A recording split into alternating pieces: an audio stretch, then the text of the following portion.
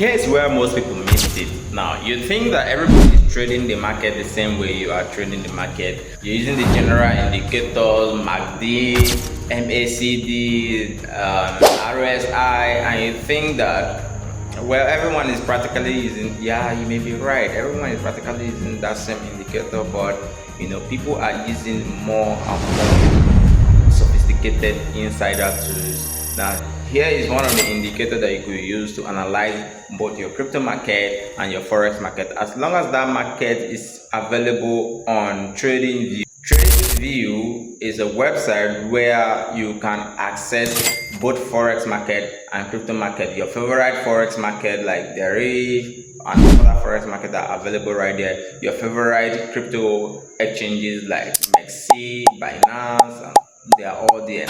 So now, what does this indicator actually do? Now, what it does is that it actually helps you spot out those resistance and support region. If you are actually familiar with price action analysis on chain, you should know what it means when there's a resistance and when there's a support.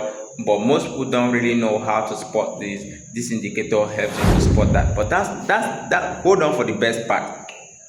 The best part of this whole thing is that it tells you the quantity of orders that are actually available, that are actually at that support or resistance point, like the quantity, and it even rates it by percentage. So for instance, let's say you bought a token and then the token has been buying. Now the indicator tells you where there are short orders, where there is a lot of sell orders, whether the sell order is 100% or less. So in a situation whereby you bought that token and then you see 100% sell order, you know that at that point you should be able to leave the market and then re-enter at the bottom where there are about 100 or 50% buy orders. So it rates the different barriers by percentage, by the quantity of orders that are actually available at those different areas. So now, if you want to get one for yourself, just click on the first link in the comment section or click on the link in the description and get one for yourself.